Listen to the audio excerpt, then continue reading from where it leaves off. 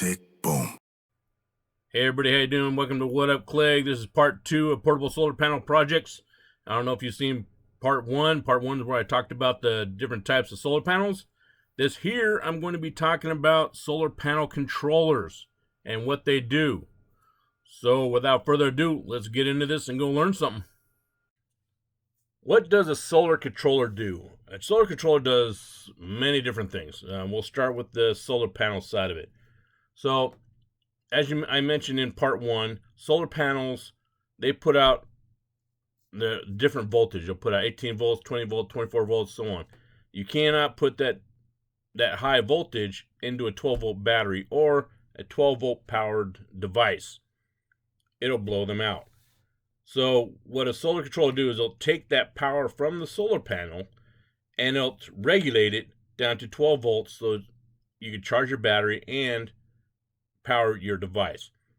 So another thing that a controller does is, like I just mentioned, it charges your battery.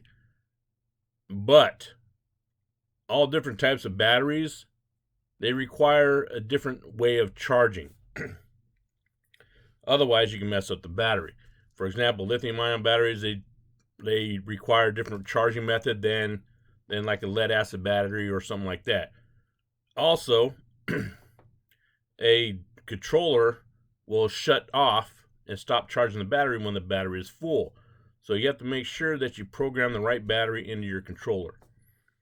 And then your device that you want to power up, it'll also send 12 volts to that as well, and regulate the power output on that.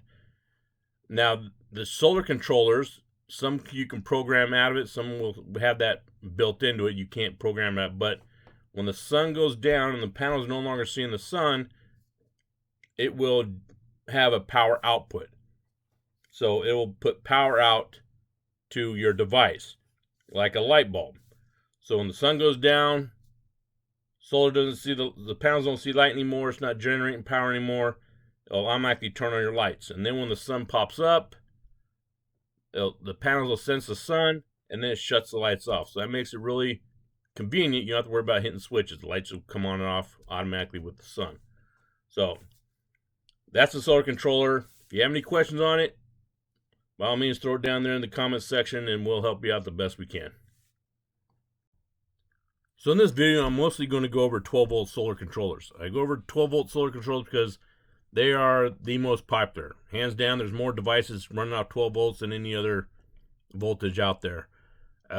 They do have a 24 volt, 36 volts, and so on. Again, we're going to go 12-volt solar on this one. Now, also what you see here are 4 different brands. Now, there's dozens of different brands out there.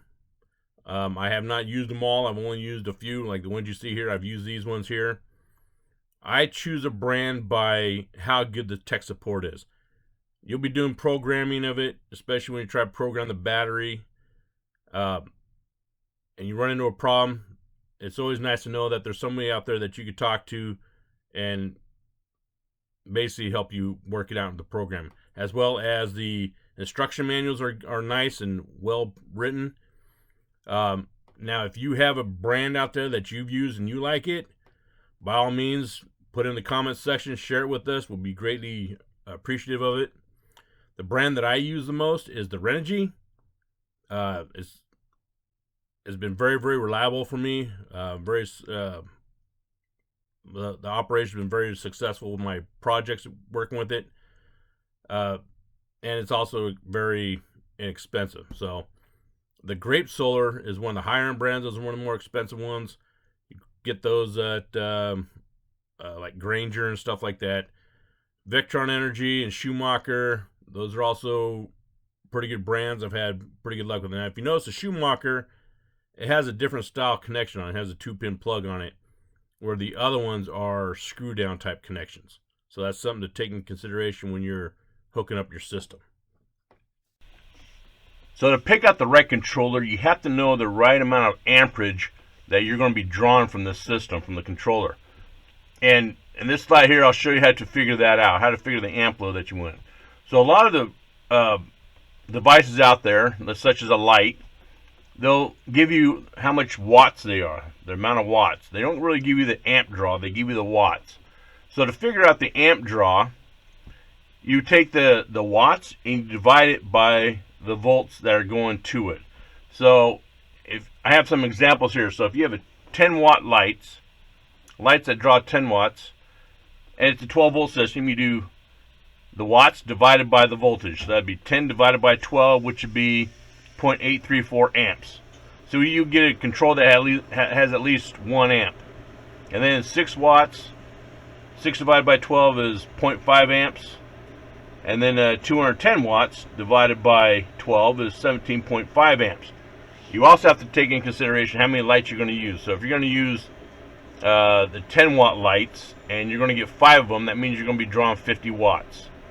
So you have to divide that by 12, and that'll give you amperage. So what I do as a rule of thumb is when I choose size of a controller on the amps, if I have something that's going to draw, let's say 10 amps, I'll get at least a 15 to 20 amp controller. I always go higher in case I ever decide to add on or make the system bigger.